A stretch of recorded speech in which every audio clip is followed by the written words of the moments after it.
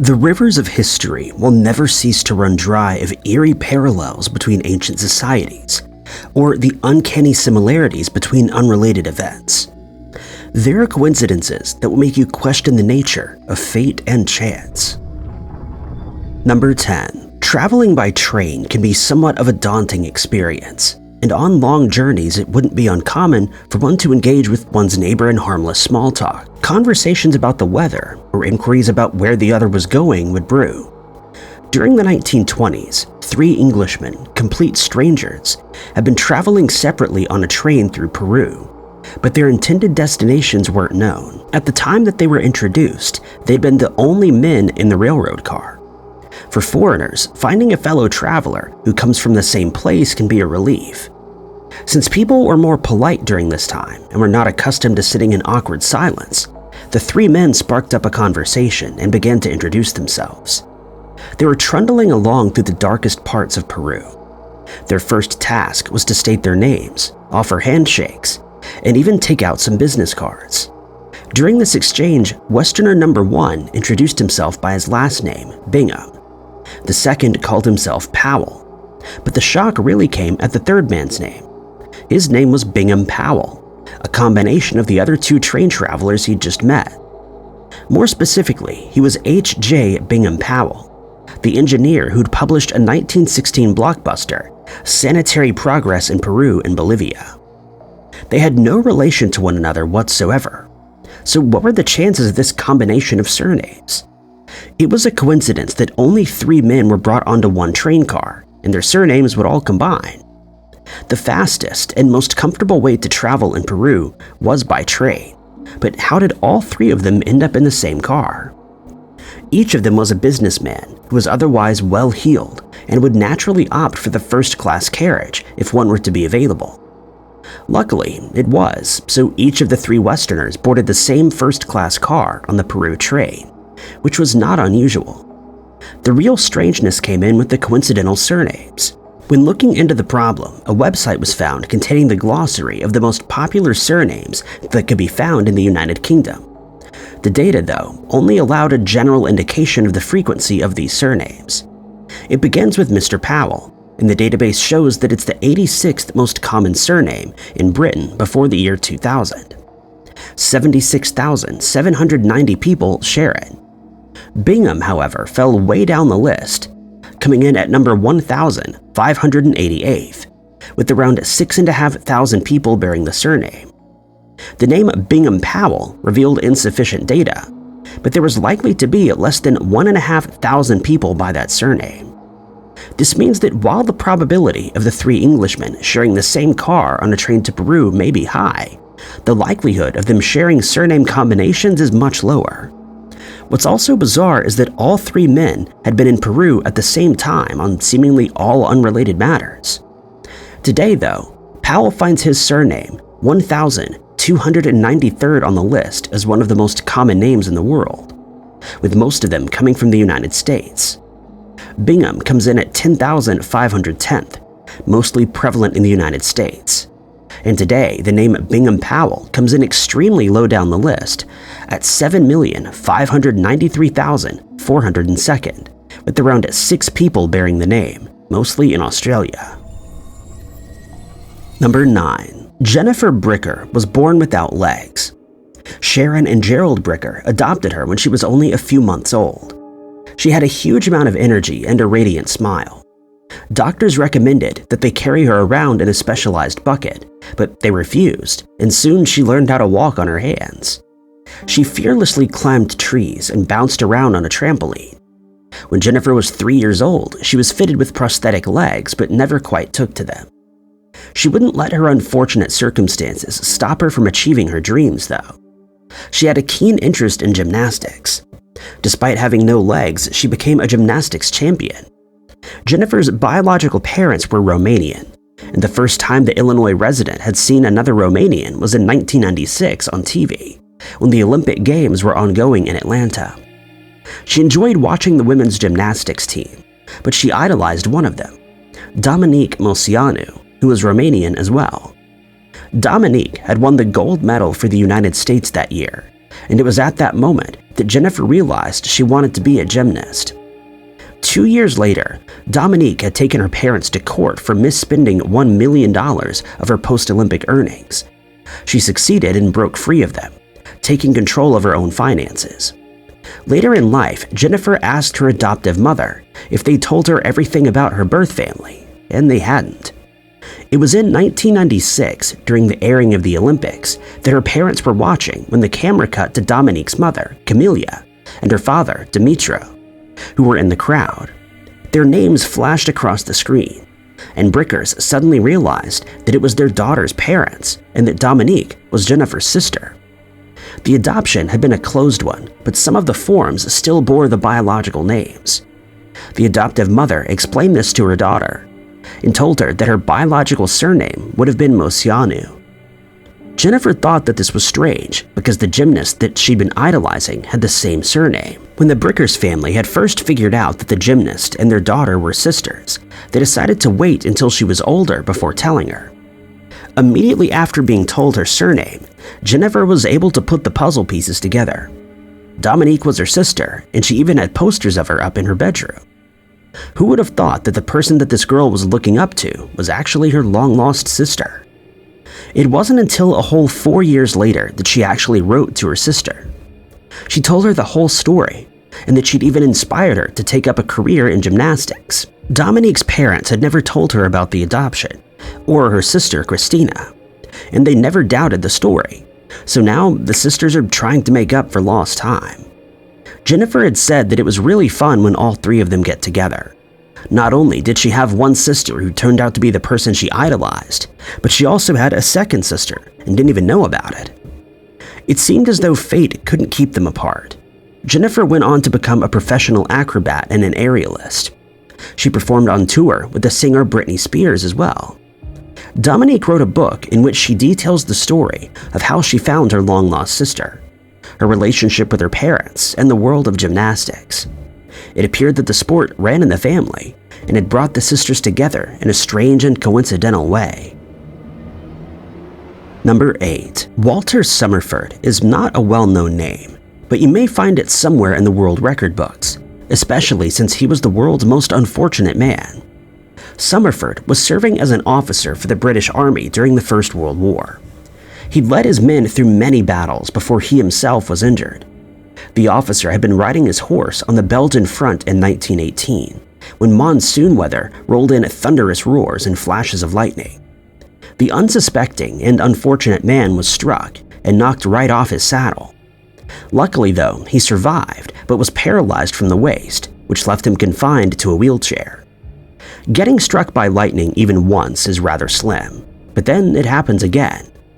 After the first incident, the officer was only distraught about not being able to lead his men into battle, and many years later, he would leave it all behind to start a new life in Canada. It had been 6 years since his lightning strike. He started a family and enjoyed the outdoors. Summerford had taken a keen interest in fishing and dedicated a lot of his time to the lakes and partaking in competitions. He was well adapted to life in a wheelchair, and the newfound sports were a place of freedom. But he couldn't escape his fate for long. When embarking on a fishing trip in 1924, he was sitting beneath the tree with his rod when lightning suddenly struck from the sky, hitting the tree. The current traveled all the way down the trunk and straight into his body. Strangely though, this strike hadn't injured him, but rather eased his paralysis. 2 days later, he was able to regain some of the use of both of his legs. Another 6 years later, in 1930, Summerford had been moving along on his own 2 feet and enjoying his new freedom. He enjoyed walking around the local parks, taking in the scenery, and journeying along through some of the familiar routes. On one of these happy walks, the sky suddenly turned gloomy and blackened with storm clouds. A familiar crackle shook the ground and found its way yet again into Summerford's body. This would send him right back into a wheelchair and cause other severe medical conditions. His nerves were damaged, and he sustained some terrible burns. He remained in his paralyzed state until his passing. His family reported that he'd become so afraid of living after the third lightning strike. He spoke of curses and bad luck in his final days. Even though he was no longer alive though, the bad luck didn't stop. The man was buried in Mountain View Cemetery, where a headstone was erected. In 1936, 4 years after his passing, and yet another 6 years after his last lightning strike, a storm brewed above the cemetery. Thunder barreled in, followed by strikes of blue. The lightning earthed right where Summerford was laid to rest. His gravestone was completely shattered. This wasn't the first time that a headstone had been struck by lightning. It's also noted that there's one issue with the story. The Summerford that we're referring to passed away in 1932, but the shattered grave stated 1912, which would have definitely been a mistake. But what were the chances of 2 Walter Summerfords being buried in the same cemetery? There have been some retellings of this story. Some say that he'd been struck 5 times throughout his life. Those sources depict him as a farmhand, a sawmill worker, a logger, and even a coal miner. Even one such occurrence is incredibly unlikely. In fact, a person's odds of this event in their whole life is around 1 in 12,000. Despite what happened to Summerford, there's no cause to live in fear, but it's noted that there are potential risks of being outside during a thunderstorm, and it is important to be aware. It seemed that for this man, the odds were against him. He was struck every 6 years by lightning, from 1918 right up until 1936. Perhaps it was a curse that didn't cease even after he was long gone. The story did make for a rather exciting headline. One strike would have been more than enough to click on it, but being electrocuted 4 times, that's the real shocker. Number 7. Stephen Grover Cleveland was born in 1837 in New Jersey. He was the 2nd and 24th President of the United States, serving between 1885 and 1889, and again from 1893 to 1897. He was the only president in the United States to have 2 discontinued terms.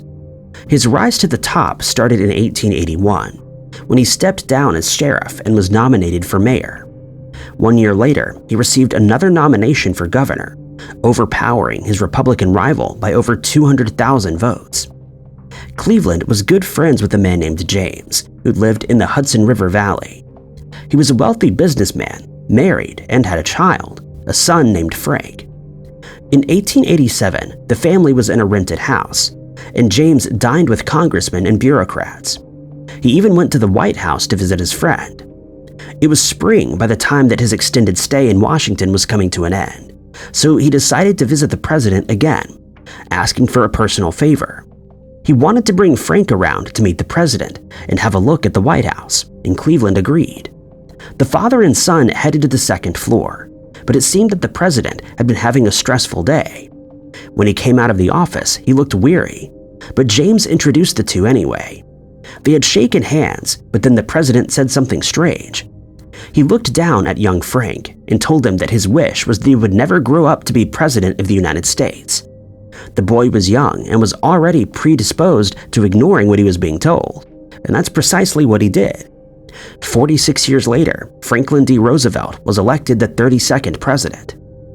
Who would have thought that the strange wish that Cleveland had for the boy would result in him becoming one of the most well-known U.S. presidents? After serving in office in 1932, Frank was elected. He was elected again in 1940, and then again in 1944. It seemed never-ending. He didn't just go against Cleveland's random wish once, but 4 separate times. Perhaps the 24th president knew something. Or was it all just a strange coincidence? He didn't just pick the wrong boy for his desire, but he'd picked the one that would go on to serve as president longer than any other. Franklin was motivated by his cousin Theodore to enter a career into politics, and possibly egged on a few years prior. After campaigning for his seat in the state senate, he won. He quickly won statewide and gained national attention. In 1912, he was re-elected to the state senate, and in 1913, he was appointed as the Assistant Secretary of the Navy. It only went uphill from there until he landed in the White House for a few presidential terms. Franklin made many changes and showed resilience despite the ailments he'd been afflicted with throughout his life.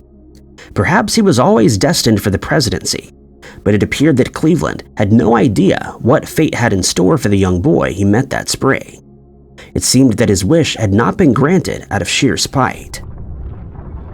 Number 6. Over 740 years ago, the Mongol ruler Kublai Khan had embarked on an invasion of Japan. Khan was the grandson of another conqueror, Genghis Khan, who'd overpowered China, becoming the first emperor of the Yuan dynasty. 2 ship fleets consisting of 900 vessels were sent out and met up at Hakata Bay. Aboard the ships were some well-trained soldiers, between 30,000 and 40,000 men, who may have been able to overcome the Japanese people and also had superior weapons. But a sudden typhoon struck, destroying 200 vessels and dispersing the rest. The attackers would be forced into abandoning their scheme, and many of them would meet their demise during the persisting storm. A typhoon refers to a tropical cyclone that's described as a rotating system of clouds and thunderstorms that circulate at low levels. In the right conditions, this weather phenomenon can cause violent winds and massive waves, followed by floods and torrential rains. The Mongols didn't stand a chance against it. It seemed as though fate was on the side of those who inhabited Japan and sent in a tropical storm to save them. While the first time may have been fate, the second occurrence was certainly a coincidence. Some years later, after the attempted invasion, the Mongols tried again. A much larger fleet consisting of 2 forces was sent out, one from Masan, while the other had departed from southern China. There were 4,400 sailing vessels. Altogether, there were somewhere around 140,000 soldiers and sailors. The fleets met up near Hakata Bay, the same meeting place as the previous invasion, and their assault on Japan commenced on the 15th of August, 1281. The Mongols were just about to carry out their attack on the smaller forces that were defending the island, which consisted of around 40,000 samurai and other fighters, when suddenly yet another typhoon struck. The Mongol forces were wrecked, and their invasion was again foiled by the fateful weather. The invaders had suffered many casualties, and only a couple hundred ships made it out of the storm. There was only a small percentage of men that returned from the expedition, and the event marked one of the largest and most disastrous naval invasion attempts. They never tried to invade the Japanese again after these 2 coincidental incidents that came years apart. The word kamikaze was coined in honor of the typhoon that struck that day. The term means divine wind and was perceived to be a gift from above. In 2001, it was reported that marine archaeologists had made an important discovery. It was the wreck of one of the Mongol fleets that had attempted to invade Japan in the 13th century. The find was a 36-foot-long section of the keel, which laid on the seabed of Nagasaki. It had been the first ship from this period to have an intact hull. An archaeology professor at Okinawa's University of Ryukyus believed that this discovery could remodel the 60-foot warship. Over 4,000 artifacts had been found, which included ceramic shards, ballast bricks, cannonballs, and anchors. Kamikaze had stopped the Mongol expansion into the Far East, and both attempts ended in disaster. While there are some skeptics who argue against the legend, the archaeological find proves that these events did take place. Some have even suggested that the Japanese would have been able to defend themselves had it not been for the arrival of the typhoons, but they had a disadvantage in both numbers and in weaponry against the Mongol dynasty. Number 5. Alexander Fleming was a Scottish bacteriologist who'd won the Nobel Prize. His medical studies began in 1901, and in 1908, he received a gold medal during his time as a medical student at the University of London. He planned on becoming a surgeon, but reconsidered this position and ended up in the new field of bacteriology. Between 1900 and 1914, Fleming established a practice as a venereologist and became one of the first doctors to administer arsphenamine, a medication that was effective against syphilis. He'd gone on to make some rather important discoveries throughout his career, but one of the most widely distributed antibiotics was one that was discovered purely by accident. In 1928, he'd been studying some staph bacteria which can cause an infection, with more than 30 strains being identified. He left his lab for a holiday and returned some time later, only to find that a plate containing the bacteria, which he'd meant to throw away, had perished. Instead of just tossing the now useless petri dish away, he stopped to think what may have caused this to happen. The rest of the cultures had been fine. After much time in the lab, Fleming managed to figure it out. A strange fungus contaminated the sample. It was penicillium notatum that grew in the dish, preventing the staphylococci from growing as it normally would. It presents a blue or green colored mold and can often be found on food items, leather, fabric, cheese, and organic acids.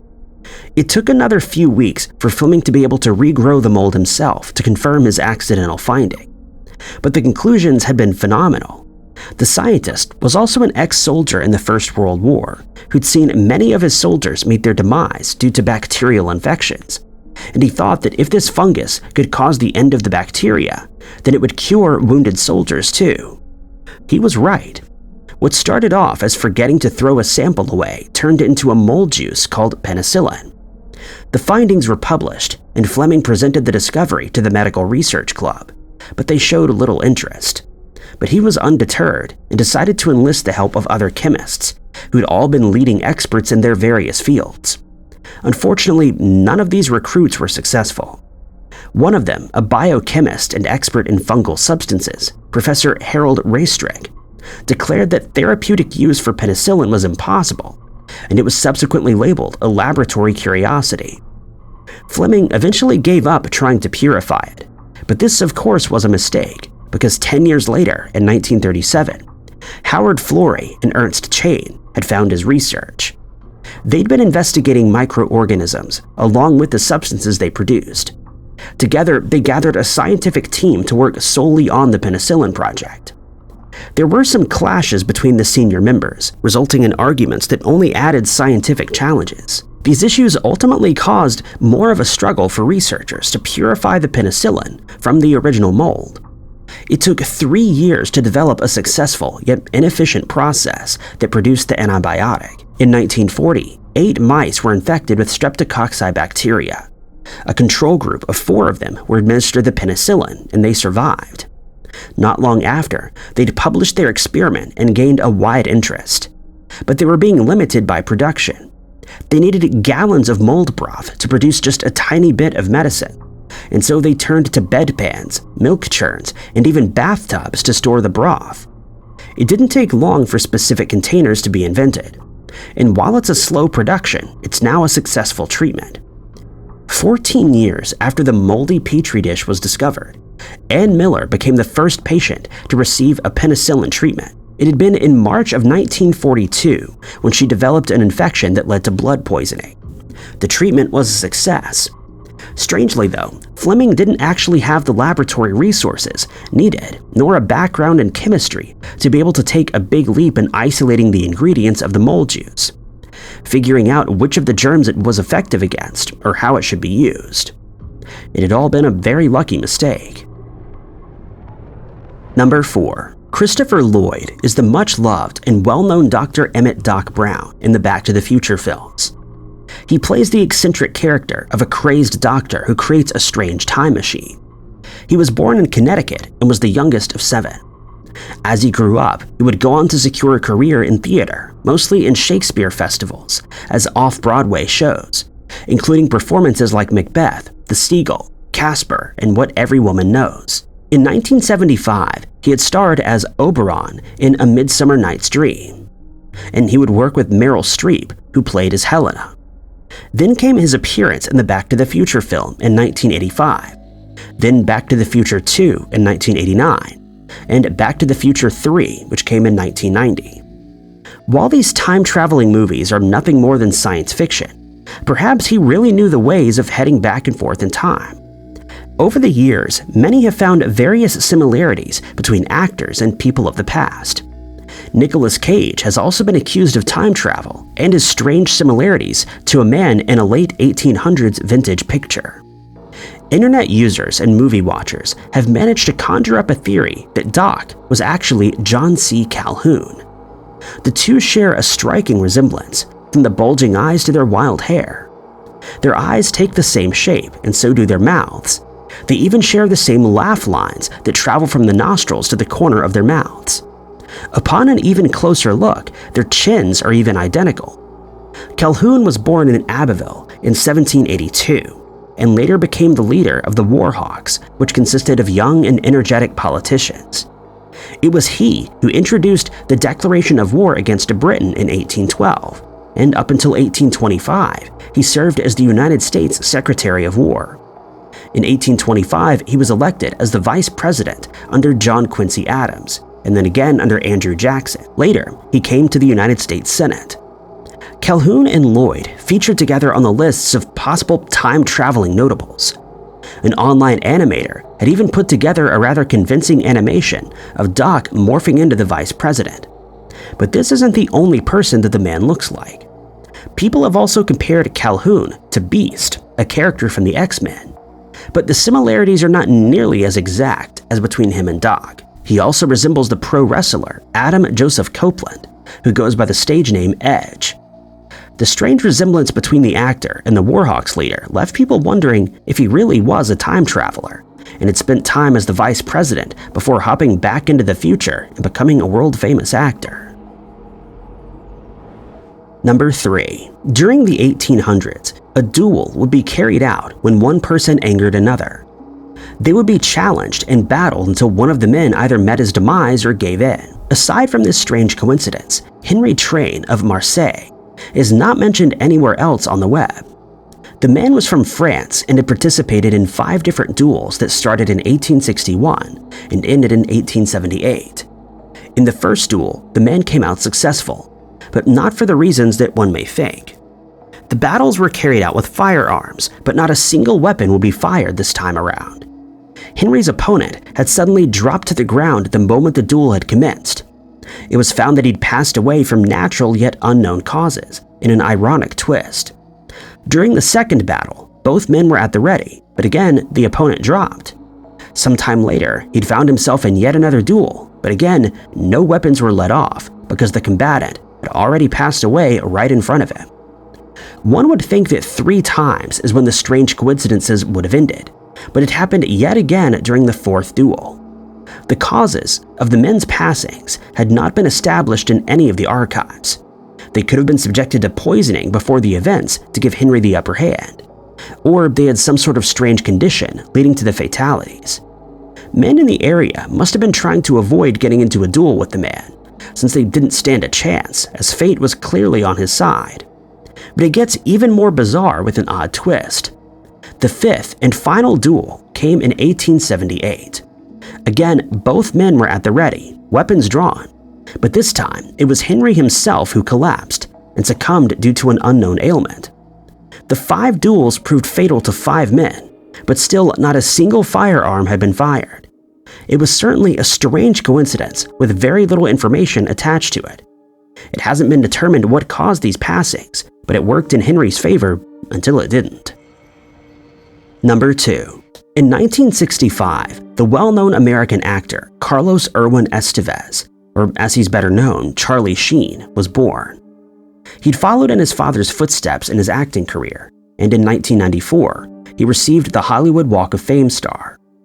Charlie is famous for his role in the TV shows 2.5 Men and Anger Management. He was also in popular movies, including Platoon, the Scary Movie franchise, and No Man's Land. John Brown, born in 1800 in Connecticut, has absolutely no relation to Sheen at all. Brown was a man of action who would not be deterred from his effort to abolish slavery. In 1859, he led a raid consisting of 21 men. The raid was directed at the Federal Arsenal at Harper's Ferry, Virginia. When addressing the citizens of Concord, Henry David Thoreau stated that no man in America had ever stood up as persistently or effectively as Brown had for the dignity of human nature. So what connected the two complete individuals? It appeared that they had many physical features in common, including a slightly skewed nose and smile. The two were replicas of one another, but no family history ties them together. This wasn't the only person that Charlie Sheen looked exactly like. Some have pointed out the similarities between him and Bono, the Irish singer-songwriter and human rights activist, much like John Brown. He's also been compared to a cartoon character, Mr. Leach from Rescuers Down Under, and a German painter named Wilhelm Morgner. Another actor, Corey Feldman, also seems to resemble him. It seemed that most actors, notable individuals, and even cartoon characters all showed a strange and coincidental likeness to Charlie Sheen. Number 1. The Aztecs were a Native American civilization that dominated the area of northern Mexico in the 16th century. The people had a rich belief system and conjured up many gods who were each responsible for a particular event. There was the god of the hunt, who was also associated with the Milky Way. Tlaloc was another god. He was the god of rain and the deity of earthly fertility and water. One of the gods was Quetzalcoatl, who was said to be one of the oldest. He was the god of wind and learning and is often represented as a feathered reptile. He could also take the form of a human with white skin and a significant beard. According to legend, this deity had a quarrel with his brother, but was defeated and went into exile. The Aztecs believed that he would be returning one day to take control of them and their empire. According to the Aztec calendar, they predicted that he would be returning in one reed year, which would be in 1519.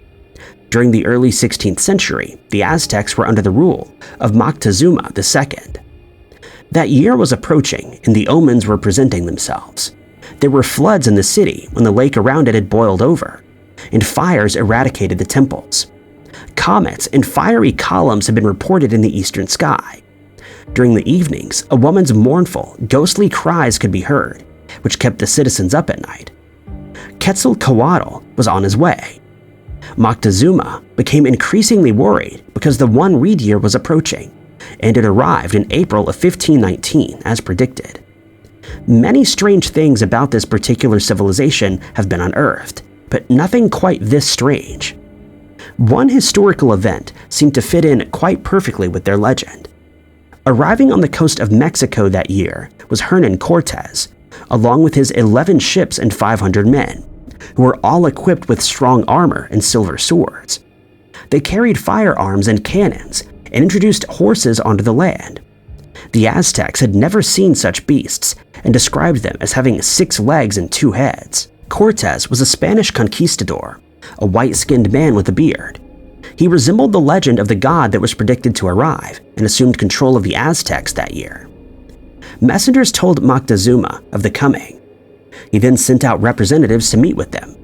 By the time they arrived there, Cortez had already defeated a few of the local tribes and ordered Veracruz to be built. The representatives arrived with gifts in the form of food, gold, and jewels. They warned the stranger not to go near the city, and while he accepted the gifts, he did not heed the warning. He sent his ships away to ensure that there was no turning back, and he headed inland with his army and with the alliances he had formed. The march to the city lasted 3 months, during which many native tribes were defeated by the powerful newcomer, while growing their alliances. On the 8th of November of that year, Moctezuma welcomed them and gave the man, who he believed was the god, some more gifts. He even allowed the people to stay in the royal palace. 6 days later, Cortez took the ruler as a prisoner. The Aztecs were overpowered and he assumed control. So did the legend of Quetzalcoatl predict the coming of Cortez? Or was this just a mere coincidence? Thank you guys so much for watching. If you liked this video, be sure to hit that like button. Also, don't forget to subscribe and click that notification bell to keep up to date with all of our future uploads. But my name is Ty Knotts, and I'll catch you guys in the next video.